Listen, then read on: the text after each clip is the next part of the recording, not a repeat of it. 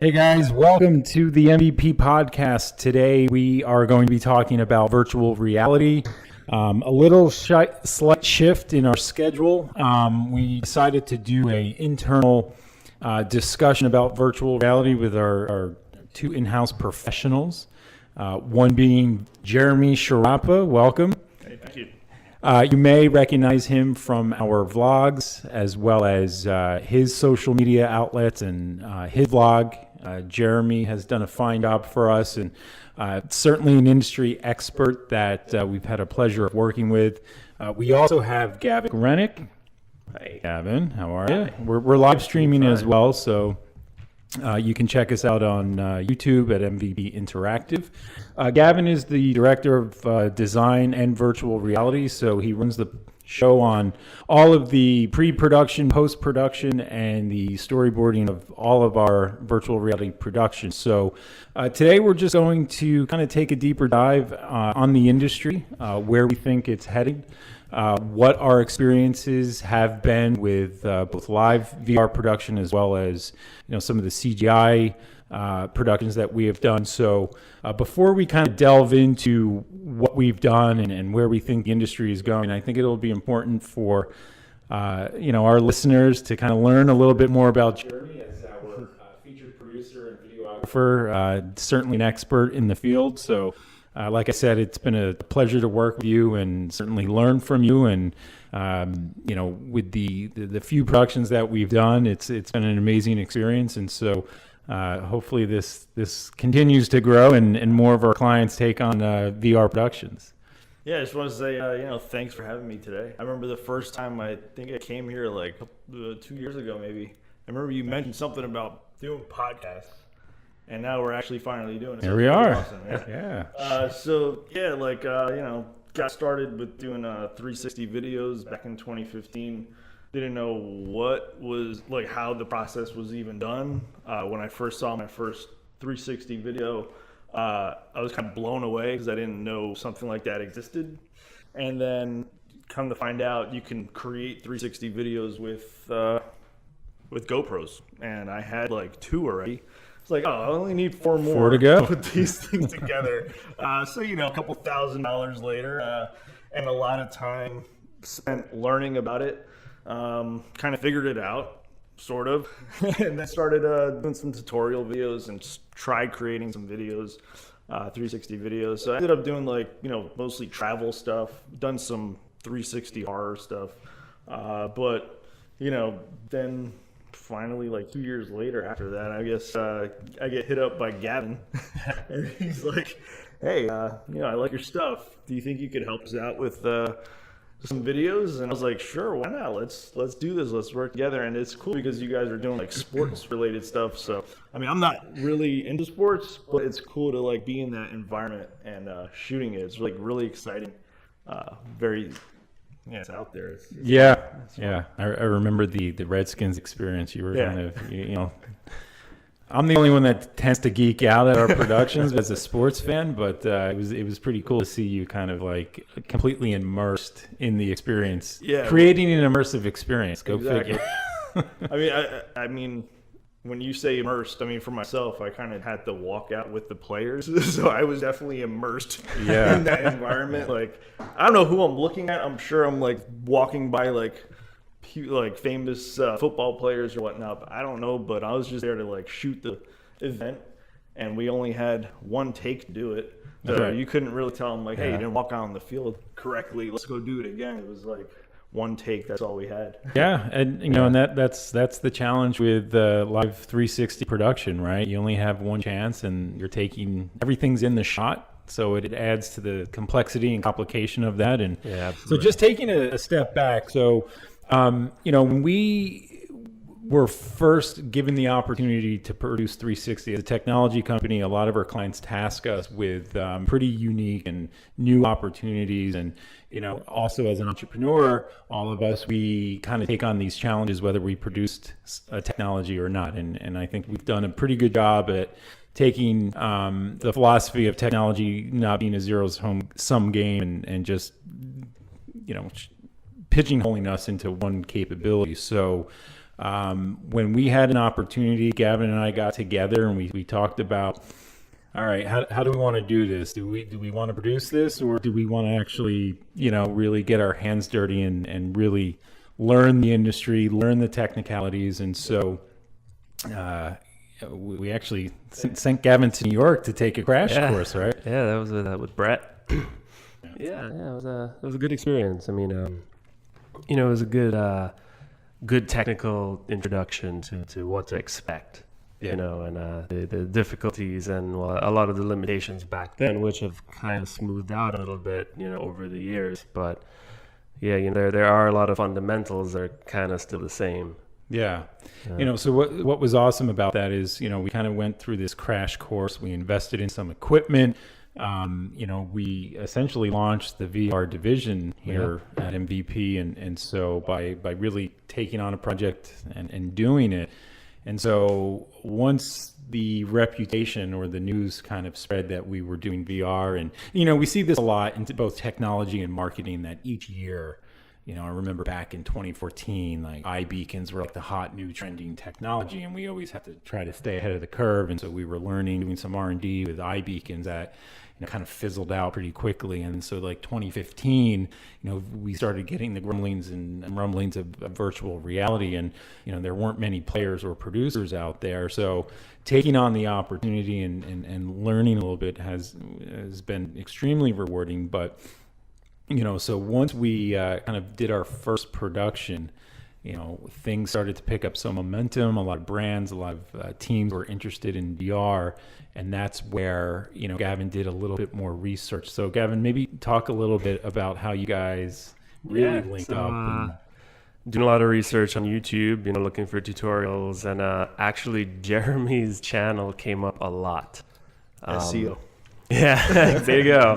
It came up a lot. And so I was like, all right, well, this dude keeps popping up, so let me just check it out, and like 10 minutes later, I'm still watching this tutorial video on like how to stitch, and I was like, holy shit, like this guy is actually doing a great job of it, and so I talked to James about it, and ended up getting in touch with Jeremy by email, and lo and behold, he actually got back to me, which was amazing. And we just started chit-chatting back and forth, and James and I, we had that first project coming up, so we were like, well, we're still really new to the game, and we're not really that comfortable with it as yet back then. So we're like, maybe we should get some help on this. And then Jeremy's name popped up, and we were like, well, let's see if he's open to doing freelance. And you were, so it worked out. And then 2 years later, we're still working together. Yeah. So within those 2 years, I guess we can kind of delve into some of the projects that we worked on. I honestly don't remember what the first one was. I think it was Redskins. No, I feel like that was the second one. But in any event, we had the opportunity to kind of, grow together, learn together, and produce some really cool content. But I do think that Cadillac proposed an interesting challenge for us in the sense that, if you take a look at our repository of video and all of our 360 productions, most of them have been point of view type of sport experiences. And then we had the unique opportunity with Cadillac to kind of do this virtual test drive. And so what the listeners may not know, with 360 and the challenges there is, this is not something that is a very stable camera system that you can just mount and just go and worry about one shot. I mean, we have 6 cameras. We have to worry about the environment around the 6 cameras and making sure that we can, as Gavin mentioned, stitch them properly. So, Jeremy, talk a little bit about what was you after the fact, now that it's done really well, but what were some of the on-site challenges and, some of the adjustments that we needed to make? Yeah, so like first of all, a car interior is like really tight. It's the chair is like really close for the steering wheel. There's a lot of lines in a car, meaning like you have a console in the middle. So when you go after the fact, like stitching that, it's kind of like almost a nightmare. But before you even get into that, like even just positioning the camera needs to be in the right position. If not, then you want to try to position it in a way so that you have less work to do after in stitching. So we tried to mount it to the seat because we figured that would be the best place to do it. Also because, we wanted to be like a passenger sort of sitting in the car with the driver, which I think was you, right? That's right. Yeah. So I guess we figured it out. And the voiceover. Yeah, you did the voiceover, which that came out really good. And then the animated text and all that. So we ended up figuring it out. I think a car driving down the street, you're going to encounter like bumps and whatnot. So, in the software, we want to try to balance that out a little bit or smooth it out, stabilize. But I guess going back, it's just the hardest part is getting it in the right position. And I think we did find a good position. Yeah. And it ended up looking pretty good. The stitching process was kind of a nightmare. Yep. But I think in the end, it was actually great. Yeah, especially for a demo and exactly what the client was looking for, I think we nailed it collectively. Yeah. And then, so Gavin, I remember that there was a scenario with trying to get the navigation screen while moving, and even during the lockdown shots.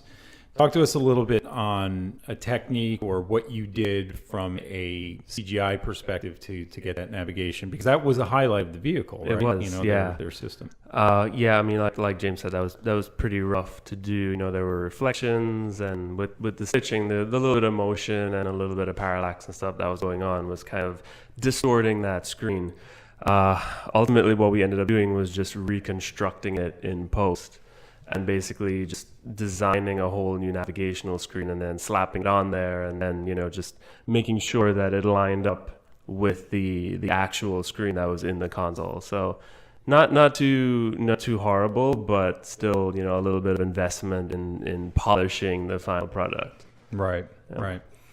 Yeah. So in terms of the industry and the equipment, and in terms of how it's advanced and become a bit more seamless, right? We also had the opportunity to film a behind-the-scenes Philadelphia Phillies spring training experience that was fun. There was really no set timelines or production shots or screens. It was just show up at the players' building at 5:30 in the morning.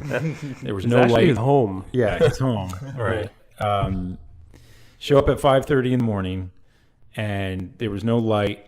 We had multiple cameras. We weren't sure exactly what the scene was going to be. So essentially, we had one camera for lockdowns and another camera based on that Cadillac experience. We had some level of education and process and knowing what we needed to do. But we didn't know where we were going, what we were doing, and it was just done on the fly, right? Which was again both challenging and rewarding at the same time. Yeah. So if those of you that have seen the Philadelphia Phillies experience, here's behind the scenes, right? We showed up, we did a lockdown in the hotel or the lobby of his condo. We do the lockdown, and then it was a scramble to his pickup truck from point A to point B. Meanwhile, Gavin and I did the lockdown shot. During that time, Jeremy, what were you doing? Me and Riyadh, we had like 2 minutes to figure out how to rig this 360 camera into his truck. We figured it out. It was just that I had to sit in the back of the car while he was driving, and I forget the girl's name. She was kind of interviewing him, and I was just hiding in the back seat, trying not to be in the camera, and I had to kind of hold on to the camera, make sure it wasn't going to move for 15 minutes. So at the end of that, my arms were dead. And then towards the end, I was just happy we got that shot because it actually ended up looking pretty good. It looked fantastic. It was just scary to get that whole setup because I wasn't sure we were going to get it. You hid yourself really well too, because you didn't show up at all in that shot, which was great. Yeah. Unfortunately, the marketing director was cuddled in the back seat in a field position, trying to stay out of the shot, but she made it a cameo here or there. But it was we were so worried because it was 6:30 in the morning at that time, so the light wasn't great. We were in a dark lit vehicle, and lighting was definitely almost a problem too. And it came out great, and Cameron Rupp was the featured talent, and He spoke about his love of Starbucks coffee and the consumption of said coffee. But yeah, if you take a look, you can see the transition from both the light into the actual training shots. And so that was an awesome opportunity for us to work with the newly released 360 round camera with Samsung. So do either of you guys want to kind of talk about that piece of equipment versus some of the things that were older generations and how that transitioned? Go for it. So, when you guys first had it, I mean, it was pretty awesome to hear that you were able to get your hands on it.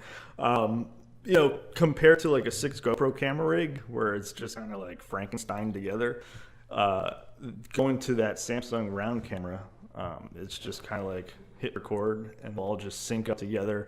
You don't need to do no rotation or clap or anything like that. So it's kind of cool that everything is almost like integrated together and it all works together as one.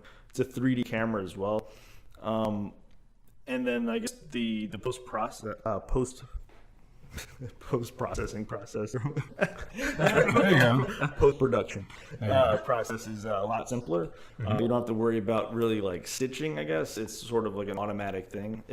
So does it actually have adaptive stitching? Does it adjust if somebody was to walk by? I don't remember. I think it does. It does? Okay. Yeah, and at that time, so just as way of background, again, Gavin had reached out to Samsung, knowing that he kind of is on the top of the news feeds of trending VR equipment and production items. He blindly.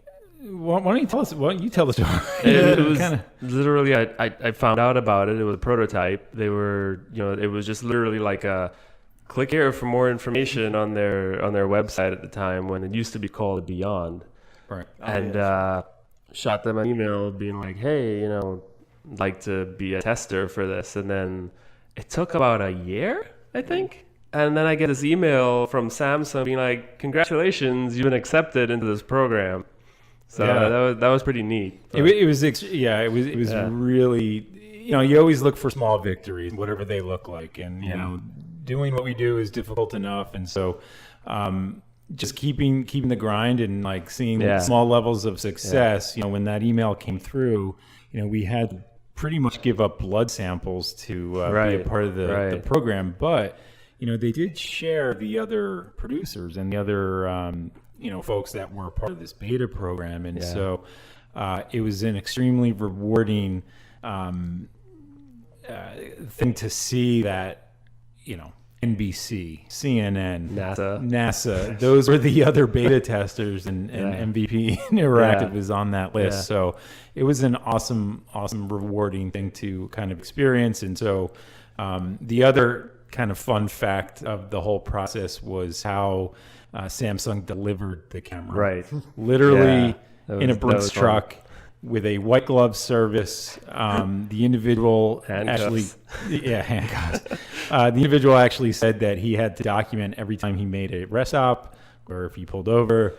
It was totally classified, which was awesome to kind of intense. see. So that was either our first or second vlog too, where we did the unboxing, right? Yeah, it was. Yeah. So that whole process was great though, because they handled it really well and they treated us really well too. They were really easy to work with as testers. They were super receptive to our comments and improvements and stuff like that, but just everything about it, where there were firmware updates being pushed out and software was being improved, and we were right there at the front line all the time. There was no lag in between, and you could see the product improve, which in turn improved our footage.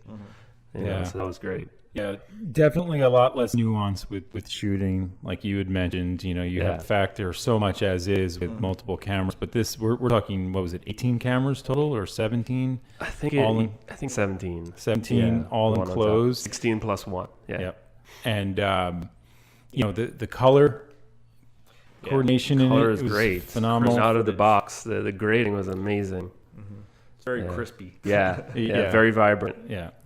I actually had showcased that production to another local team coaching staff, and their response was that the video quality was the best that they had ever seen. This was an individual who gets pitched constantly by other production companies, and they have in-house production. And so awesome piece of equipment. And I will say, it is a great tool, but it does take talent behind it, Right. in post-production to really polish it. So on that note, Jeremy, Gavin, how would you compare, year one VR post-production versus where we are today? I think it's night and day. I think when we first started it, obviously there's a learning curve. There's a little bit of a growing pains. And the equipment that we were using, it's used widely in the industry, but at the same time, it wasn't really designed for that. The whole 6 GoPro thing, like that was just the people who were figuring this out figured out, oh, hey, if we put these together in this configuration, we can do this. I think now, now that we understand the limitations of that hardware and how to use it to its best advantage, and then sort of adding the fact that we're also using better hardware like the Samsung Round, I think that's made us better filmmakers, because we know what to expect from our hardware, so we know what we can use how we can use it, when to do this, when to do that, when to use something for motion, when to use something for lockdown, what we can get away with certain pieces of hardware in certain environments, or even just understanding what we would have to do in post to get this footage to be where we need it to be. So, really just a lot of it is just learning, and learning by doing. I think really that's been the ultimate teacher for us. So, so I think, definitely night and day. Yeah, for sure. It's funny that you mentioned that, this GoPro arrangement was by some level of happenstance, right? Yeah. I was traveling, I was at a conference, and there was a amateur professional photographer, somewhere in between, self-proclaimed. And, we were talking about, what we did as a company and, some of the challenges in VR. And, I discussed some of the depth sensing, right? Like the distance of a VR production is really challenging, where you're really limited to the subject matter at X amount of feet away. And he said, let me show you something. So he kind of takes out his phone and he arranged, I don't know, maybe 12 cell phones together and was able to stitch, some of the footage, but it was a way that the depth sensing or the distance of the camera on the phone was further than what the GoPro was capable of doing. Right. And so, he just shot something in his backyard. And, I just thought it was awesome because, as an industry, everyone hears about Oculus, they hear about Samsung, they hear about Vive, but, there's these, creative technologists or at least photographers or videographers that have taken their experience and said, hey, it is a matter of just, creating a stereoscopic 360 environment. Like, how can I do this? Jeremy, have you, I know that you tinker if you follow your vlog. All of our listeners, if anyone follows Jeremy's vlog, he likes to tinker around with a lot of things. With that, have you done anything on the VR side that, you just kind of discovered new techniques or what have you?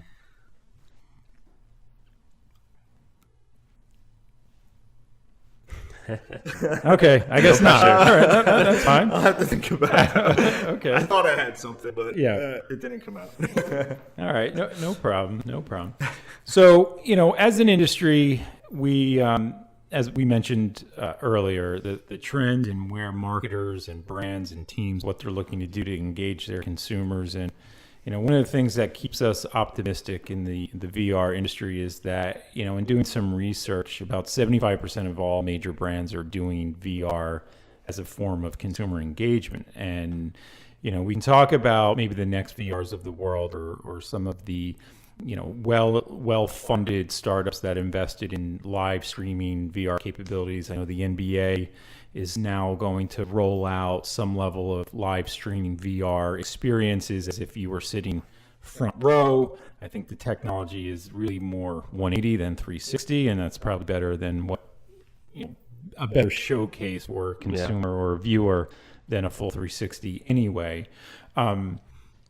So, from a marketing standpoint, one of the things that we try to influence our clients, in making that decision of using virtual reality, because, the assumption is, when there's VR, there's AR. And I think a lot of brands that are kind of investigating, they either confuse the two or they're not sure which they should decide on. And so one of the things that we try to advise our clients on is, what is your goal or what's the storytelling experience? So you can break it down into two buckets, right? Do you want to do you want it to be informative or do you want to create access, right? And so if you want access, virtual reality is a much better production or product in to be able to create an exclusive experience, an immersive experience through access. And if you want information, augmented reality could be, a better option because it is layering one reality on top of another reality. So with that, I think, both personally and professionally that, the challenges that some folks see with VR or AR, those lines are going to be blurred and we're going to get into the mixed reality, experiences where you are wearing a head-mounted display, yet you can see through it, but you are layered onto another reality through AR. So how about you guys? What are your general as fans, producers, what are your outlooks for the future in terms of blending those two technologies? Go for it. So with the HoloLens, I was really interested in the HoloLens, and I kind of wanted to get it back when it was out to mess with it, but then I just don't see anybody anytime soon wearing those things. I feel like when Google Glass came out, I was so excited about it and I got it, but it's nobody uses it anymore. So I think we were kind of, I don't want to say maybe not far, but far from wearing things on our face to display things. Well, let's go back to the Google Glass comment because, that could be in hindsight another classic example of being too in front of the market, a step ahead of the market, where not only as a society we were worried about, privacy, which we still are, but, at that time, what is this, 6 years ago, 7 years ago, we weren't ready for that technology. Now it's almost, we expect it. And so to give Google a little credit here, I think their glass is, we're just a step ahead, right? Yeah. And so, debatable. Yeah. I guess it is cool that they were actually able to release it and people were able to develop apps for it. I used it. It was fun. I'd go on bike rides. I was able to check and see how many miles I've done, how fast I'm going without actually having to pull out my phone, stopping. So it's just right in your face. That's what I'm saying. I think, right now, we're waiting for contact lenses that can do that. Yeah. That's what I want to get at. Because with the glasses, if somebody's used to wearing glasses, then maybe that's fine. But having somebody that's not really used to wearing, but I guess people wear sunglasses. I was going to say, you could argue that, So there are a bunch of companies now that are, releasing things that you can sort of just attach to your sunglasses. Yeah. But the one issue with the HoloLens that I found was that the viewing angle wasn't so much wasn't wide enough. Right. So if you look the corner of your eye, the object that you're looking at sort of gets cut. So I think field of view is going to be an important part in AR if we're wearing a head-mounted display.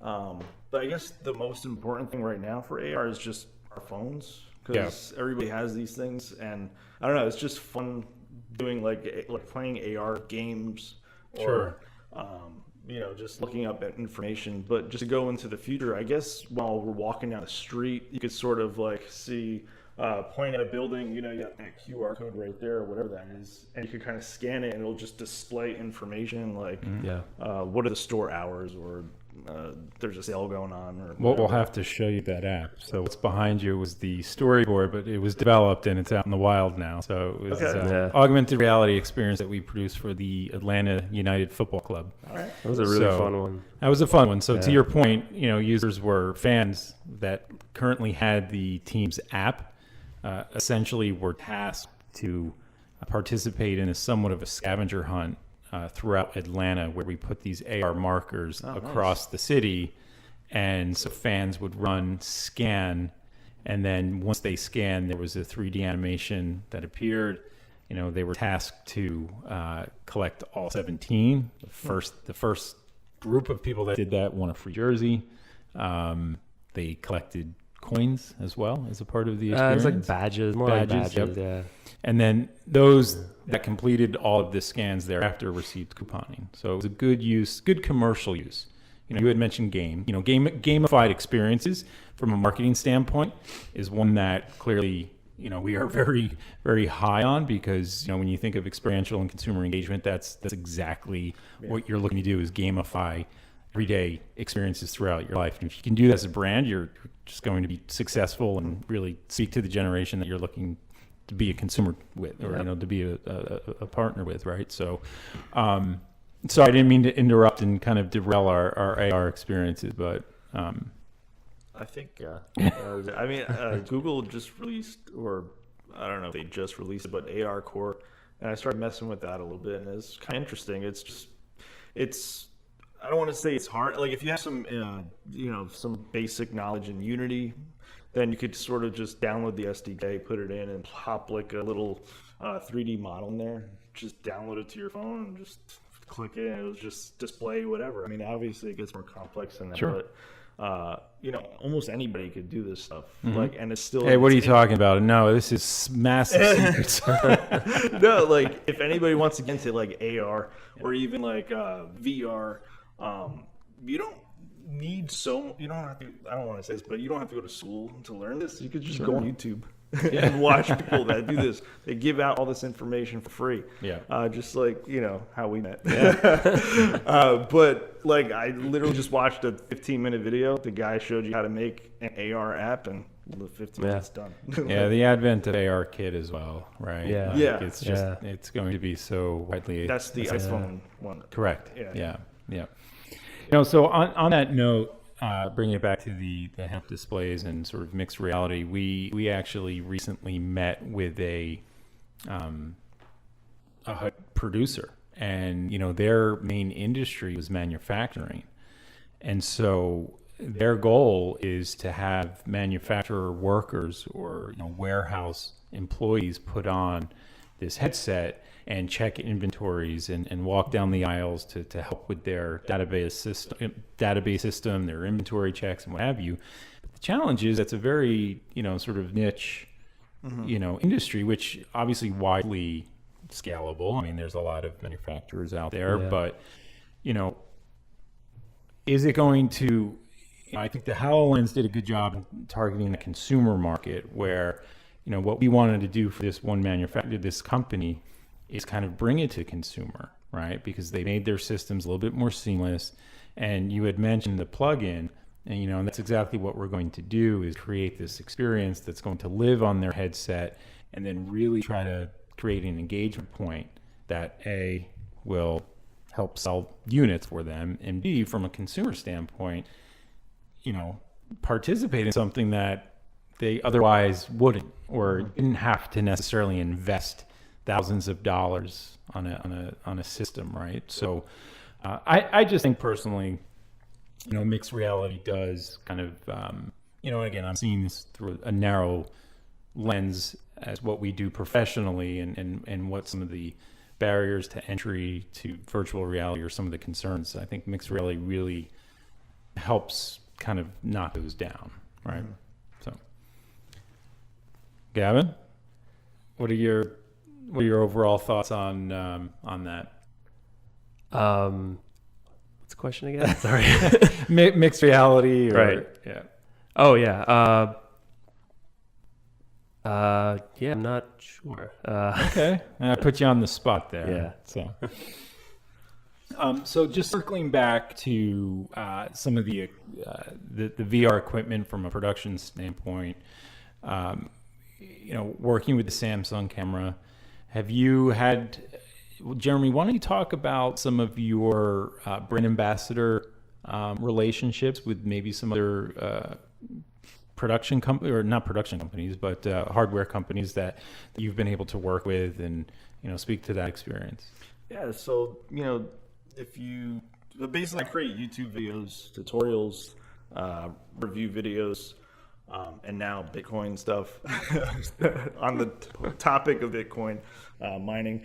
But a couple of years ago, I started doing. Was really interested in GoPro editing tutorials and shooting stuff with GoPro, and I'd post a lot on YouTube, on Instagram, Twitter, and then out of nowhere they reached out to me. This was like the first time this sort of happened, and they were like, "Hey, would you like to be part of our GoPro family?" And I'm like, "What's a family? Like, are you gonna adopt me or something?" There's basically like you're like a brand ambassador, I guess, and they'll send you free stuff if you do videos on it, or just share your experience with it. So part of that, Remote View also, which is like a gimbal company, they just came out with a new camera, the K1. It's also a gimbal. It's all built in 4K camera. And then Z and Tech, they have like amazing gimbals, really smooth. So it's just crazy because somebody, like, I went to school for networking communications. Like, that's what my career was going to be. Yep. And then, I don't know, it's just things kind of changed. And then I just started doing YouTube. And now I'm sort of getting free stuff from companies, having a great time, doing it, learning VR, and now working with you guys, doing this podcast. Yep. So it's like sometimes, you're on a path to doing one thing, and then, I don't know, you fall asleep and wake up and you're doing something else. So it's a little Spoken weird. like a true entrepreneur. I think that's the story of all our lives in here. Right? Yeah. So, I mean, that's what it's like, I guess, if you're doing stuff on YouTube, and then brands actually see what you're doing. Yeah. And if they like what you do, they'll kind of reach out and want to work with you. So on that note, I don't know if you acknowledged the headphones that we're wearing. Also a company that you had worked with, and so Sennheiser being that company, and so when we filmed the Washington Redskins 360 game day experience, we were able to use one of the Sennheiser mics. So why don't you speak a little bit about that product, and as well as what we were able to do to amplify that experience afterwards. Yeah, so we use the Sennheiser Ambio mic. Again, they sort of sent that to me to use for virtual reality videos, so that's pretty awesome that they were able to do that. And we used it in the Redskin shoot, and we were able to get ambisonic audio all around. The process of putting that together is a little tough. It's not something I'm really used to. I'm more of a video guy rather than an audio guy, but the audio quality is obviously really crisp, really sounds really great. And the beauty of ambisonic audio in VR is that it further immerses you in the experience. So if you are wearing a VR headset and you hear sounds coming from your left, you actually look left, and now you're hearing the sounds with both your left and right ear as if you're actually in that space. So you can actually sort of, you can hear people behind you when you're actually just watching a video. They're not really behind you, but it's just crazy that the audio plays a really big part in VR, not just the video aspect. Yeah, that's a great point, and I think that when you talk about how brands are leveraging that technology, you hear a lot about a 4D experience, and Budweiser actually did a fantastic job with it was at South by Southwest last year or the year before, where the overall engagement was VR and 360 production, but what they were able to do is provide that 360 surround sound, add elements, whether it's wind, water, and help navigate through that experience. So the sound played an integral part in that. And so exactly, I think when most people don't have, and this could be an overall problem with the industry at this point, is the cost of acquisition for consumer grade equipment, where it's not quite as scalable as I'm sure Facebook and Oculus wants it to be at this point. But so when they're at an event, at a game, or where they have access to these VR productions, having a 360 view is cool enough for most people. But when you're able to tie in all of the other senses, like sound and scent, you know, it really takes it to the next level, which is, you know, really exciting to think about and, you know, eager to kind of produce something along those lines. Definitely. Yep. I'm sorry. Again, I think I derailed. Okay. So looking towards the future, I mean, I guess Riyadh, how are we on time? Where are we at here? We try to keep 30 to 45 minutes. 50 minutes. Okay, so this is a good time to kind of wrap it. I mean, we can go on for hours and hours, I'm sure. But so looking towards the future, you know, we're you know, in the midst of a negotiation for a really cool production. Jeremy, clear your calendar. So, you know, we're eager to, again, want to use the Samsung camera equipment. Yeah. And, you know, so we're really excited to have that potential to work together again. And, you know, we appreciate everything that you've done for us. And I think we found our, you know, we have a team of all-stars. And so just wanted to thank you on all the work and help that you've provided us. So you're welcome, and thank you. Yep. So, Gavin, did you want to send any closing remarks? You know, whoever's watching this, send us more work. That's all we want. Yeah. No, I'm excited to see, you know, what will be happening in the future. I mean, the present is pretty good, you know. So now it's like for us as a company, like I want to see how far we can push things. You know, I want to see us do more complicated projects, you know, projects that involve like a lot more forward thinking, I think, and just sort of like figuring out, you know. So are you saying you want another Tampa Bay Buccaneers project? Yeah, Which, sure. by the or way, another Cadillac project, you know. Yeah. Maybe we can get into some advertising. I don't know, you know. Yeah. So please check out the Tampa Bay Buccaneers VR experience. That was a good one. That was a good one and a challenging one where it was more rendered computer-generated assets that we gave users a full navigating element with a remote control, as well as a full 360 viewing experience with live 4K footage, as well as talent featuring Jameis Winston. More scripted stuff. I think that's what I would love to see that anyway. Yeah. Great. Yeah. Well, you know, I think that, again, to our earlier point in taking each experience as a learning one and then building on that in terms of capabilities, I think from our capability standpoint, you know, the advancement of hardware, the technology in itself, our skill set, our knowledge of developing this stuff, that, you know, I think VR is going to come back around in a big way on the commercial side.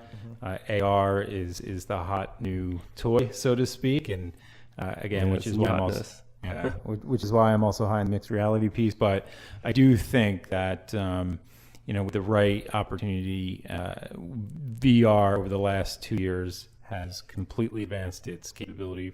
Yes. And so that's just going to be passed on to the viewer and create even more of an it's only going to get better. That's right. Yeah. All right, guys. Well, thank you so much for listening. This wraps up our MVP podcast with Jeremy Sharapa and Gavin Rennick. We want to thank Riyadh and Diana for helping us out and getting the podcast up and running. So check out our social media, MVP Interactive, Twitter, Facebook, YouTube, SoundCloud. Jeremy, do you want to give a quick plug to your channels? Yeah, check me out on my channel, Jeremy Sharapa, or my other one, JMS Vlogs. You may want to spell that. Just type Jeremy, SCI. I'm the first one that comes up. SEO, baby. All right. Well, thanks, guys. Hope you enjoyed, and until next time. All right. Thank you. Thanks. All right. Yeah, I'm sorry. I